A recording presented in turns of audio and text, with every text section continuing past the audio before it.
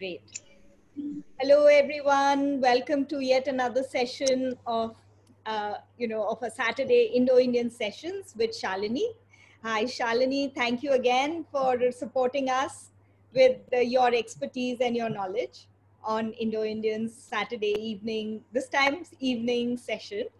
Yes. And this time we are going to do an introduction to meditation. Now, Yeah. this will be more experiential and where everybody can kind of experience for themselves how we can get through meditation, how to start, how to awaken meditation, a self-discovery through meditation. And what is the guidelines behind this session is the purpose of meditation, what meditation is, and what it is not. वैसे नहीं आती क्या आवाज इसके अलावा इसका हटा के And then Shalini will lead us through a guided meditation session, a very short session, so we can all understand what it is. And then we'll also have tips on how to establish a daily meditation practice and how we can integrate it into our daily life. Shalini, as all of you know, has been a long-term time practitioner of meditation. She's a transformational coach, and she's been helping many people in this process over many years. And she works with Abakin, and we have our own coaching practice. So Shalini, now over to you. Thank you. Thanks, Poonam. Hi, everyone. I'm going to put everyone on mute. Sorry, before you said hi. Otherwise, it kind of gets into an audio turbulence. So welcome, everyone. Here we are once again on a Saturday. I think we can keep a track of how many weeks since the COVID situation by these sessions now. I see many faces, many names that I'm beginning to get familiar with now. And my request, as always, is that if you can all switch on your videos, that gives me a sense of how you're doing, where you are in the process, and what needs to happen next. So Poonam has already given you the background for this session today. And can I just have a show of hands to see how many people were there in the last week's session? I know, yeah. So yes, quite a few, yeah. So last week's session was a lot about brainwave associated and the functions associated with it. This one is focused on the esoteric side. So that one was the very scientific, very practical stuff about meditation. This one is more esoteric, more spiritual, and the self-discovery part of meditation today. So how many people have a meditation practice? Can we have a show of hands to just get a sense of if you have a meditation practice, if you've had experience with meditation before, and if you meditate regularly? Yeah, so we have some hands, and there are all kinds of meditation practices. You know, probably you cannot count on fingers of both hands, and maybe more. Maybe if we look over the world, there might be hundreds, at least, if not thousands, of meditation practices. And it's not about whether a practice is right or wrong. Every practice will give some benefit. And it is your own objective or direction that defines what's the practice that you're doing. And sometimes a practice can lead you start with something and then it leads you to another one and it leads you to another one. That's the process I have been experiencing in my journey with meditation over 20 years. So meditation essentially is a sitting practice. It's just sitting in silence, and everything that leads up to it is preparation. So you might begin with a visualization exercise, you might visualization focus or visualization insight, or listening guided meditation, focusing on breath. Anything that happens is a preparation for you to drop into silence and just be present with that silence. That essentially is what a meditation practice is. Let me share a quick slide with you. So this is what basics, practice, question, answers, very simple agenda we have this here. What a meditation practice does is, through sitting in silence, we develop a balcony view. We develop a little sense of ourselves, a witness that's kind of sitting in our head or maybe even outside all the time, watching us what we do. We sit in silence, we begin to witness our thoughts and our breath. And this witnessing leads us to be equanimous and to be detached. So typically, especially for those who are beginning with a meditation practice, what happens is when you sit down to meditate, and this is amusing, you will remember all the things that you had to do and you still need to do. And the impulse is to get up and do it, because otherwise I will forget, oh, I had to do that. And slowly just, watching that need, that impulse and the need to get up and not giving into it begins to develop that equanimity and detachment. Not, I'm not going to do it in these next 10 minutes. Over a period of time, this leads us to release limiting blocks and patterns from our subconscious mind, and we become creative in life. And in that silence, when we drop into that silence, what happens is we become connected to the larger whole. It's like when we are asleep, it's almost like we are not existing. 3 people asleep, there's no difference between them. We can only recognize their shape and their form, but they're all the same. They are not non-existent or equally existent to the world. With a sitting practice, we begin to connect with that unconscious mind or self in a conscious way. That's all meditation is about. I typically get questions about what are the right ways to sit. So we always say cross-legged like this is avoided.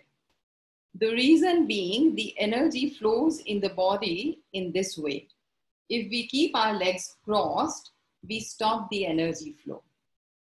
But if we sit cross-legged like the lotus position or Burmese position or any of these, our bottom is connected with the ground and the energy can flow. So think of this like sky is a point and the earth below you is a point. And then there's head and heart and the gut, the navel area. When all of these are aligned in one line, energy is flowing. When we sit in silence, we open our unconscious mind. We open ourselves to the unconscious mind consciously, and the energy flows up and down. When we are cross-legged like this, that energy flow is obstructed. We sit straight. Again, you can see if this is the posture, the head, the heart, and the solar plexus, they are all in the same line. Whereas this stops that from happening. So the back straight, relaxed position, and we keep the hands like this, one palm on top of each other and the thumbs touching. For men, it's the left hand on top, and for women, it's the right hand on top. No big secret about it. It's only to do with how yin and yang energy moves between men and women in their body. Any questions so far? So we'll go a little bit slow today and check in the middle if there are any questions. Anyone has any questions? You can just unmute yourself and ask, or show of hands. Okay, so no questions so far. Let's go to the next one. Then what is, the next part that comes is preparing ourselves for this silence. Now the preparation, again, the body, the mind, and the heart. So we begin with the top, sky. We begin with the mind, and the simplest way to relax your mind is deep exhalations. So let's practice the deep exhalation. So just first, to begin with, sit comfortably in your seat or on the ground in one of the ways that we just shared on the slide. Just check that your back is straight. So it need not be rod straight like this, just straight. The spine is straight. And let's do a deep exhalation. Exhale, 2, 3, 4, 5. Inhale, 2, 3, 4, 5. Exhale, 2, 3, 4, 5. Inhale, 2, 3, 4, 5. Exhale, 2, 3, 4, 5. Inhale, 2, 3, 4, 5. And just with 3 deep exhalations and inhalations, you can begin to sense more relaxed mind, a more quieter mind, and more relaxation in your body. From the mind, we come down to the body. And the easiest way to relax the body is by relaxing your jaw. Just let the jaw hang a little loose. You may have a sense like it unlocks. And then relax your tongue. Move it around. Just relax. It will have a sense like it becomes, like it shortens and it thickens. You could even touch the palate, the tip of your tongue to the palate, and then it will come loose when you get more relaxed, but you can begin to do that, or just keep the tongue loose in your mouth. And then we connect with the heart.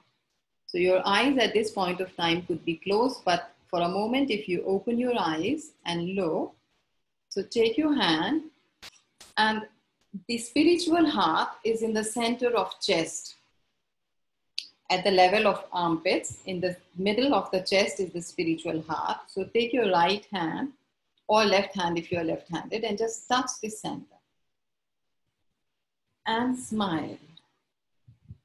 And you can begin to sense something. So now that you know where to place your hand, you could close your eyes.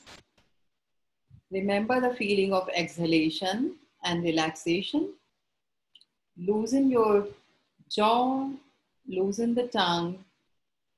And as you smile, you may begin to have a little sense of the heart. And then take your hand 6 inches away from the heart and stop smiling and just notice what you sense in the heart. And touch it back again. And exhale and smile. And you may begin to feel a sense of warmth or a comfort of connection. You can bring your hand back to rest in the lap now and stay connected with the feeling in your heart. Now, close the eyes.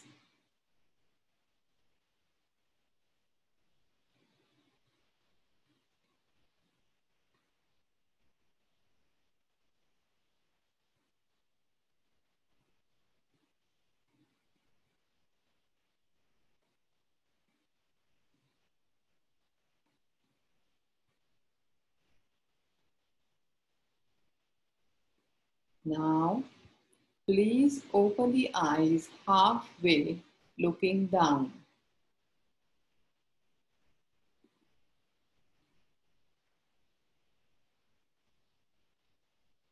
Please close the eyes.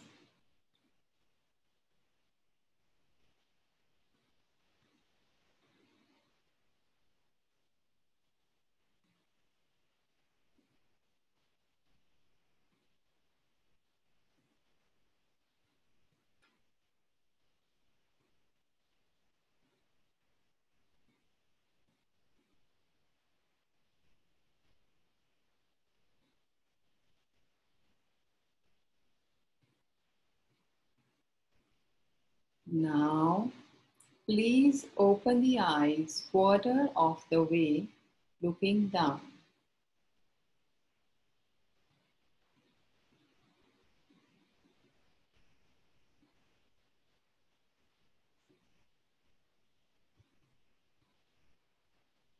Now, please close the eyes and very easily and gently bring your attention to the rise and fall of the breath in the chest.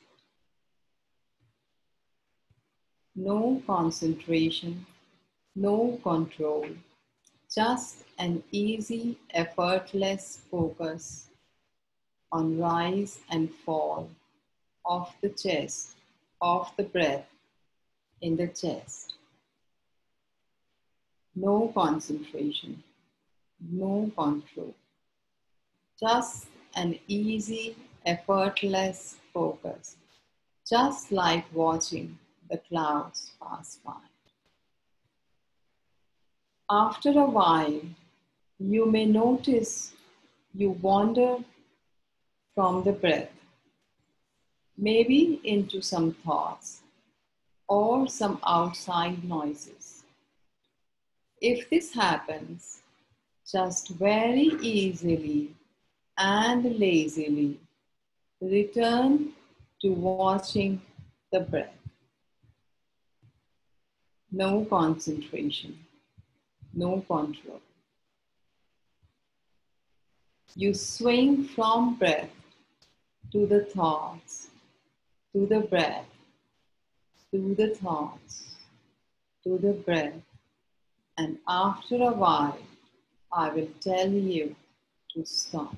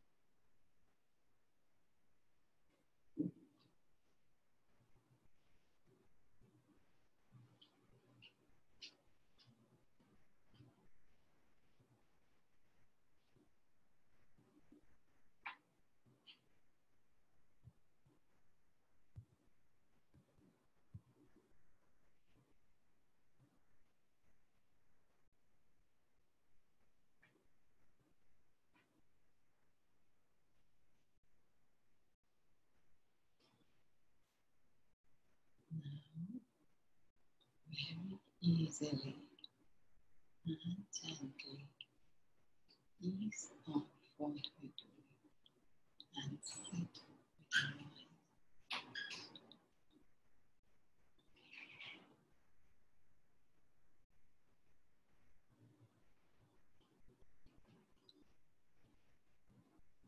Now, ease off what you're doing and sit with your eyes closed. A great deal of energy can build up in the hands. If you rub the hands together and place them on the face, you would find this most refreshing. When you feel ready, gently open your eyes, looking down.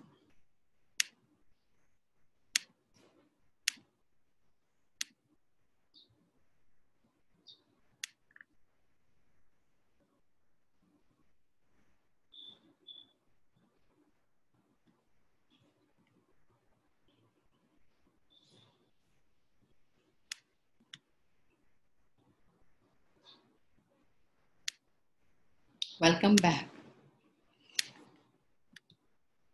So would like to hear from a couple of people how your experience was.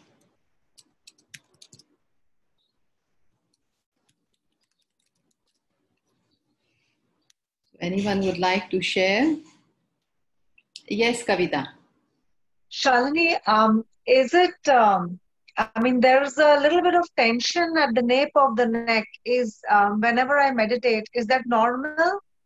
When you get into a deep relaxation stage, Yeah. as one goes into deep breathing, I feel as though the neck, the head hangs. That's when I kind of suddenly get up. There's a tension at the nape of the neck. Yeah, so there are two things to that, Kavita. So one is that as the energy is moving, it does different things to our body. So Okay. it can hang back or it can fall back. That's natural. The Okay. tension that you're talking about could also come from the sense of doing. So when we, the less doing, meditation is an art of being. And yet, from our human perspective, we are so used to doing, we do meditation. So it's the doing that causes this, because the sense of the persona is, I am doing the meditation, I need to sit like this, I'm in charge of the body. Okay. And it goes with time. Okay. It's a pattern. It's one of those patterns that we set. So the pattern of doing is a deep set pattern in us as humans. And with time, as that gets released, we find there is more ease in the body, at the level of body. Okay. Okay. Another question is, as we keep breathing deeply, suddenly you get into that very deep state, and Yeah. then you realize you're not really breathing enough, and then suddenly you get out of it. Is that also, I mean, that happens with me whenever I try to meditate, and then I think maybe I'm doing it wrong. Well, it's perfectly normal. So if you were there in the last session, we talked about what happens is, as we drop down into meditation, we are decreasing the activity in our body. As Okay. we are decreasing the activity, our metabolic rate falls. Our circulation becomes slow, not sluggish. There's a difference. We need less oxygen. And it can come to a point where it feels like the breath is so fine. And it can even be an experience of, I'm not breathing. People Right. have. And Okay. that's perfectly fine. But we are so, and the thought of we must keep breathing is so deeply embedded in us. The moment we feel, oh, I'm not breathing, it brings fear, and I come right up to the beta level where there's more doing. So the metabolic rate kicks in, the body needs more oxygen, and we feel like we need to take a deep breath. Right. Right. Yeah. So that's a very, very normal response, normal thing that happens in meditation. Thank you. Thanks. Yeah, most welcome. So if anyone else has similar experience, the thing to do it is to trust that the body will continue to breathe, even though it feels like it's not doing so. I guess one is focusing on the breath. So suddenly you realize what I'm focusing on is not there. Yeah, yeah. And that's the beginning of thought. So the realization I'm not breathing is a thought. Okay. Okay. And thought is, it brings us up. Okay. Thanks. Thanks a lot. Most welcome. Anyone else? Would you like to share your experience, or you have a question of your experience, about your experience? Shalini. Yeah, Neha. You need to unmute yourself, Neha. I'll unmute. Sorry. Yeah. Can you hear me now? Yes, I can hear you now. Okay. I am very much regular into yoga. I do yoga, all the asanas, but somehow when I try to meditate, it's actually not happening with me. It's I think because of the focus. Yeah. So what happens? What makes you say I'm not able to meditate? I mean, the thoughts, when I have tried. I've been doing yoga since last 7-8 years, and I do it like regularly and with all my heart. But when I try to sit on my knees, or when I'm doing the shavasana in the end, after all the asanas, I mean, online आज transfer करेगा तो सोनू को तो Monday के बाद ही मिलेंगे ना पैसे. I am not like really into that. Account तो क्रिएट कर दिया था सोनू का 24 घंटे वाला जो होता है. Yeah. नहीं सोनू को हाथों Yeah. So I recognize what you're talking about. There are two things that you can do. One is our yoga. So I've been practicing yoga for maybe close to 18-20 years. Okay. And what really deepens the yoga practice and brings that into alignment with meditation is the deep breath. Okay. So if you coordinate every movement, every asana with a breath, we develop a practice, we build the muscle to stay connected with the breath. Okay. And not the thought. Yeah, because my problem is focus. Like the moment I try to meditate, it's like, okay, I have like all those days happenings and all those thoughts keep coming to my mind. I try hard not to.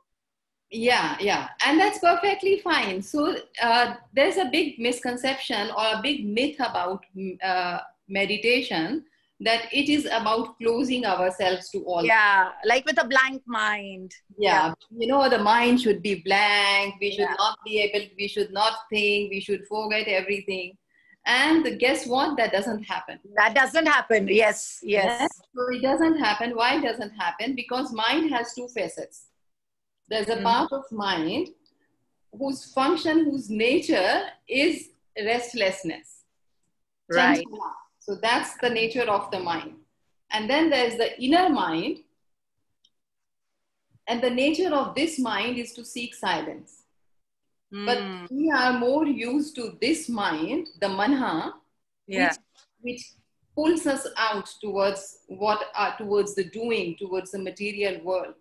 And this is a mind that is also connected with a persona. Okay. Because we have this body, we all talk about ego as something not bad, not nice, and we shouldn't have ego or whatever. But ego is just a name for persona. As this body, for you to know me as Shalini, there has to be a persona. One persona. Right? And because I exist in this world as this persona, I need to keep this safe. I need everyone to be able to see me as I project. Correct. Not the one that's behind. Right? That doesn't need any projection. That is. But this is the one that needs the projection. And it's the projection that generate all those thoughts. Okay. Yeah, thank you. That was beautifully explained. Yeah. So for you, the simplest thing that you can begin to do is just be connected with the breath in yoga. Okay. and make it as deep as possible. So the other thing that happens is when you deepen the breath in yoga, you automatically come into the Mula Bandha. Okay. All right. Yeah. That will automatically create the meditative space for you. State. Yeah. Yeah. Okay. Thank you so much. Thanks. Welcome. Yeah. Shalini, can I ask you to disable your screen share so that we can see you when you are Yes. explaining? Okay, let me do that. Where is it gone? Yeah, I Yeah. have a couple of things. Yeah, Yes. okay. Yes, so anyone else has a question?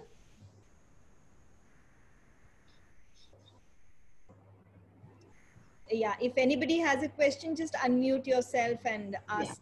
Either a question or it may be just your experience. What was your experience during the meditation? Yes, Neeta. Yeah, it was a nice session. And usually, whenever I do the meditation, today also, I just go to sleep. That is always, and it's Yeah. and after that, it's very refreshing. Hmm. Well, So that was my experience today. Like it was yeah. amazing. Yeah, thank you for speaking, sharing that. So what you're describing actually is what we call a restful alertness.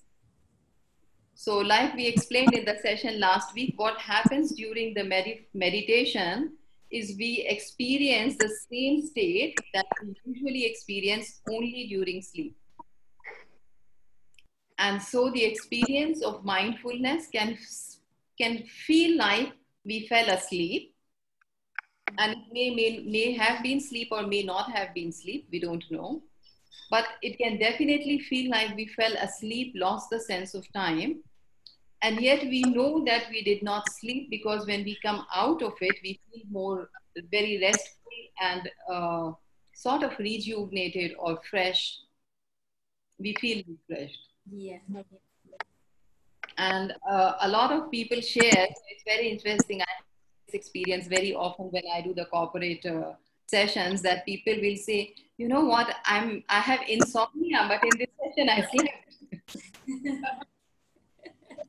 That's a very common experience people share. And you can, if anyone has insomnia, you can use this practice. So what you do is you get down to bed, you relax your mind by a few exhalations, deep exhalations, relax the jaw, tongue, connect with the heart, and then get into the position in which you fall asleep.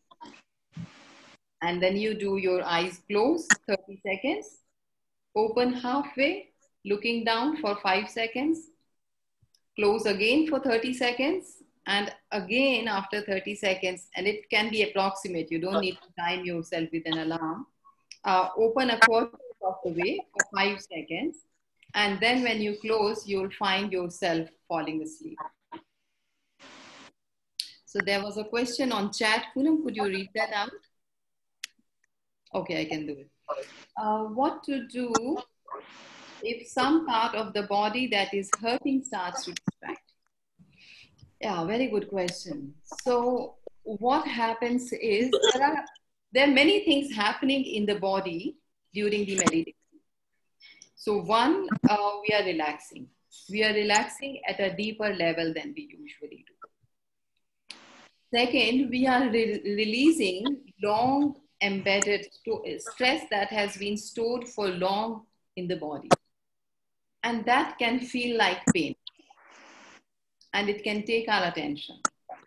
The third thing that happens is the subtle part, which is this persona.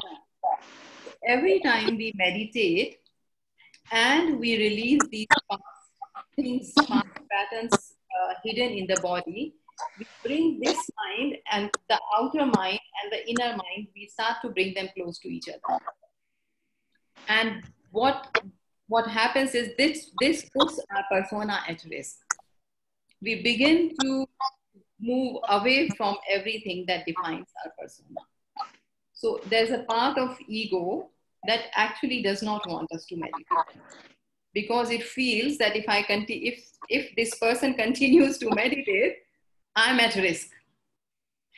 And that's the reason we get all these distractions. So a lot of people also get kind of powers of they become psychic, or they have paranormal abilities. All of that is the unconscious mind connection. But if we start to develop these powers that we get, then we start to develop another persona which seeks power. So what you can do is, if it's really painful, then maybe just lie down. And if it's just a sense of discomfort, just learn to witness it. And this happens to me. It happened this morning.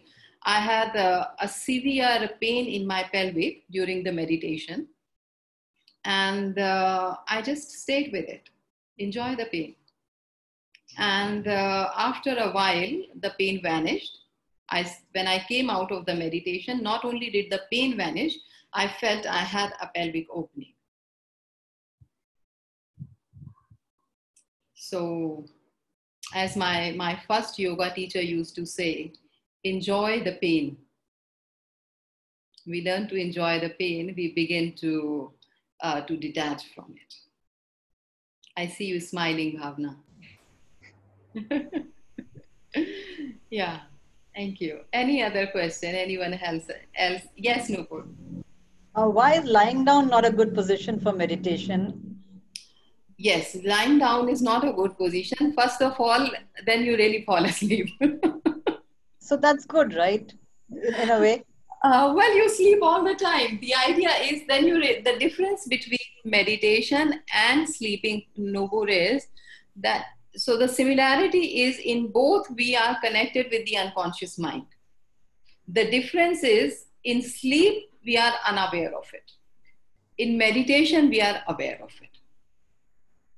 So that's first level. The second thing is I talked about, so at a level of energy, if we talk about quantum physics, or, just we are all made up of molecules. Molecules are made of atoms. Atoms are made up of neutron, proton, which is in the end just energy. So at the end of it, we are just energy. And there is the energy from the down, and there's the energy from the earth. And it's like they come up and down, and they meet in the heart. When we are lying down, that connection is not as clear. So the vertical, then it's like this and this and this. So we learn to develop this. Also what happens is when this connection happens, it begins to clear our nadis. So there are lots of different nadis, channels, energy channels in our body. So if you keep a pipe, you have a scientific mind. If you keep a pipe in this way, you need much more flow than in this way. The flow is much, much clearer and easier. Got it. Thanks. Welcome. Someone else? Yes. Unmute. Yeah. The first time I've come across in meditation where, you like I've heard you say, open the eye a little bit, a quarter, close, and again open. Why? Could you just a little bit clear that one up, please? Yes. So it's a tradition that comes from TM. Okay. What actually happens is when we close our eyes, we are bringing all our senses inward, away from our five senses. So our five senses take us out. With closing our eyes, we're going inwards. And as we begin to go inward, we open our eyes a little bit, and it's like a child. You give something to them and you start to take it away. You want it more. So when we open our eyes a little bit up, we start to come up, but our body is already sensing the relaxation. It wants to go back in. Then when the second time you close the eyes, you drop in deeper. So you go from beta to alpha. And then again, you open your eyes a little bit. You're just teasing your senses, mind a little bit, that I'm not going to give you this relaxation. Then when you close it again, you drop right through the alpha bridge to theta. Okay. Okay. That's the logic. So 30 seconds close, 5 seconds open halfway, 30 seconds close, quarter way open for 5 more seconds. That's the logic. Thank So, you. welcome. Thanks. One more thing I would like to talk about now is the power of intention. How many people here have heard about power of intention, the secret by Rhonda Byron, or all those? Yeah, we hear about using your power of intention. How do we manifest things? How do we create results in our life? And so what happens is all of these different, you talk Eckhart Tolle about presence or whatever it is, all these people, they talk about, have it clear in your mind, what is it that you want to create? My teacher uses the term, intention includes destination. When you set an intention, what you will achieve is already included in that. Intention includes destination. What happens is there are two parts to it. One is, since we just talked about quantum physics, given that we are all energy, we are made up of this energy. And if you look at the quantum nature of particles at a level, so we can say we are a wave form or we are a particle form. The particle form has the nature of being constantly in motion. So even though we seem very stable, but what is happening in our body is at the particle level, every particle is constantly moving in or out. So the Shalini that you see here, in the next nanosecond, actually at a level of quantum physics is not the same Shalini because all the particles have changed. When we have the intention very clear in us, what happens is every particle that is a part of Shalini, every particle that is a part of the system that we are in that moment knows this is what we need to create, what needs to be created. And in the next moment, they are out everywhere in the world in different things. So a particle that was me in this moment is Nupur or someone else or someone at the other end of the world in another moment. That's part one. The second thing is, part is the unconscious mind. Having the intention clear and sitting in meditation, we access the unconscious mind. And at this unconscious mind, when we release out into the world, what is it that we wish to create? That is our intention to create. There is no doubt that it will come true. Because you have sent the energy. It's like sending people around to do the task for you.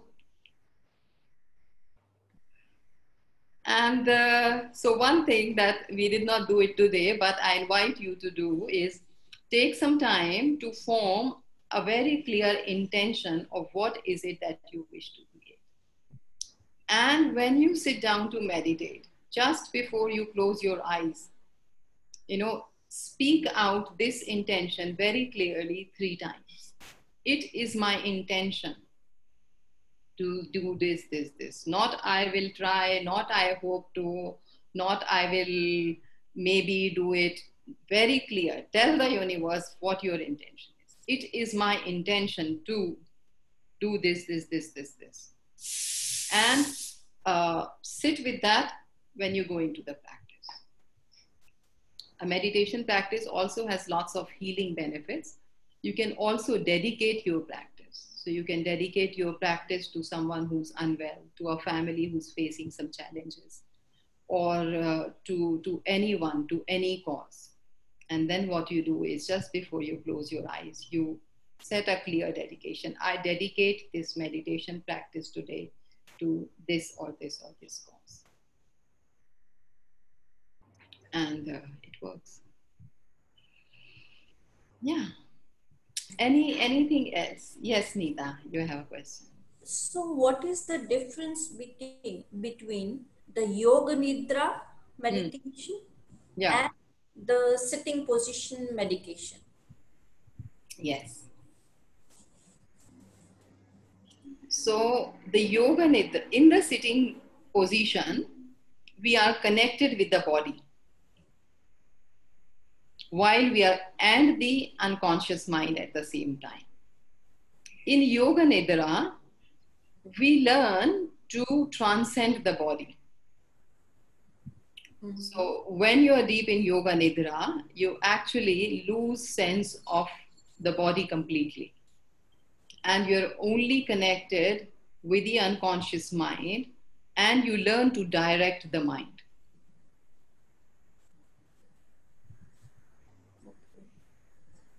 What that means? What that means? It means two things. So at one level, what it means is that you are in delta. So you were there in last session, so we can talk about that. You are very deep in the unconscious mind, and you are training the unconscious mind. You're training the muscle to direct the unconscious mind, which is to bring this creativity into the universe, to make this, activate this creative mind. Because when you develop that ability to be there and tell your mind what needs to be done, so that's the power that you are developing. That's why in yoga nidra, you always make a resolution just before you drop into it and right before you come out of it. So that's the creative part of it. But there's another side of the yoga nidra, which is that you're still not fully silent. So you're awake knowingly in the unconscious mind. Whereas the true key, the true bliss comes from being aware and unaware at the same time. So to have that full trust, to just drop into the blue. You're there.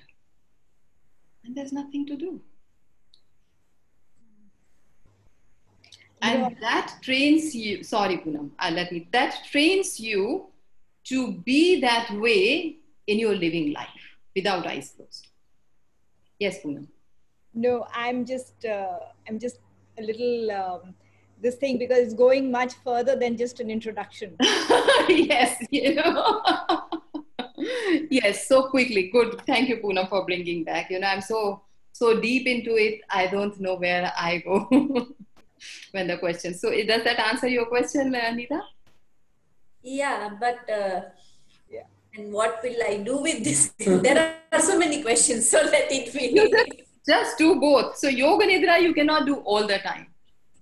Yeah. So do yoga nidra once, do 20 minutes practice, and Poonam, that brings us back to the practical thing. So what do I do with it? Do yoga nidra once, do these sitting practice once, don't do 2 sitting practice and 2 no yoga nidra, it's too much for the body. No, because I'm doing Sudarshan Kriya, and in Sudarshan Kriya, after Sudarshan Kriya, they are doing the yoga nidra. Yoga nidra. Then that is enough. That is, if you're doing a Sudarshan Kriya and yoga nidra, that is more than enough. You don't need to do anything else. Okay. So that brings us to how often do we practice? Sorry. Yeah, no. For a novice who's somebody new to meditation, what is the duration you recommend as a starter? 20 minutes. Teach yourself to sit 20 minutes. Learn the discipline, learn the rigor to do it 20 minutes morning, 20 minutes evening.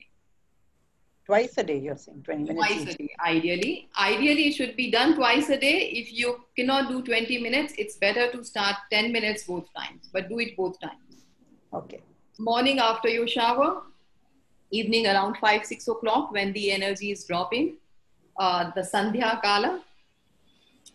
3 o'clock or 4 o'clock in the morning is the ideal time. If anyone gets up at that time, then you can just do it. What you can do is, if you feel you come awake at 3 o'clock, many of us do, then just slightly, get out of, stay in your bed, stay in the quilt, just come to a sitting position, meditate for 20 minutes, slip back into the covers and go to sleep.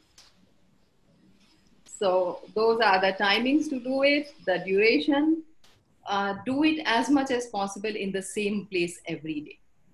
That begins to collect the energy.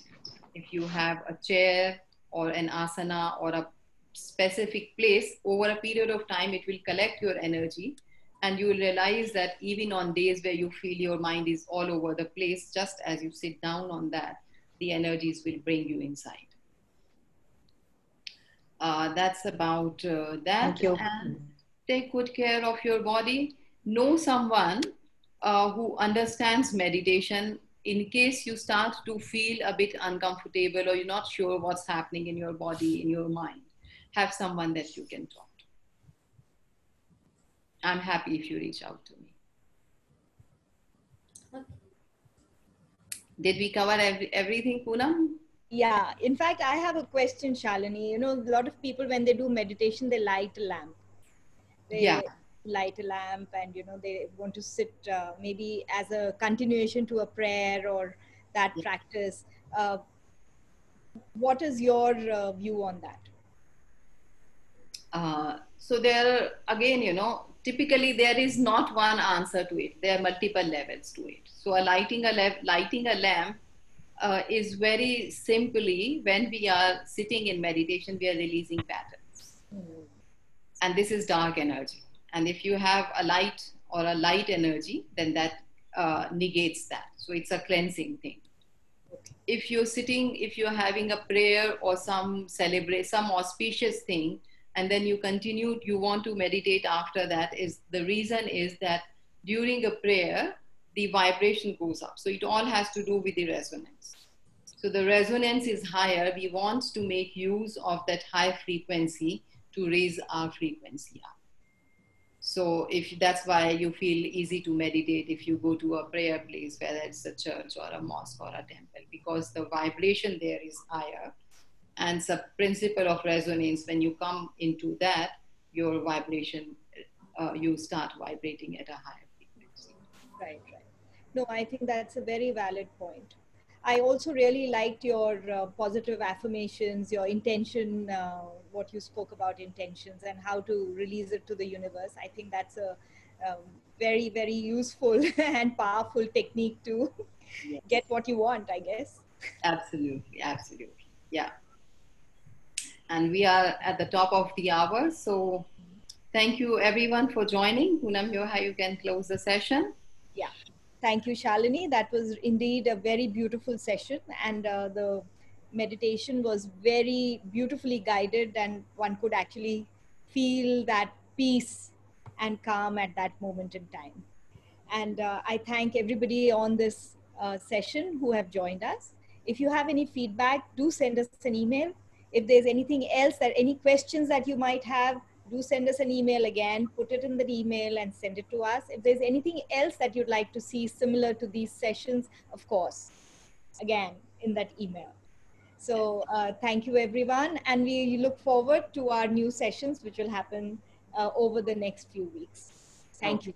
Yeah. Thank you. Thank you, Poonam. Thank you, Bye, Shalini. everyone. Thank you for joining. Bye. Thank you and Have a bye. lovely Saturday evening and a relaxing Sunday. Stay well and stay safe. See you soon. I know what I'm saying. Sorry.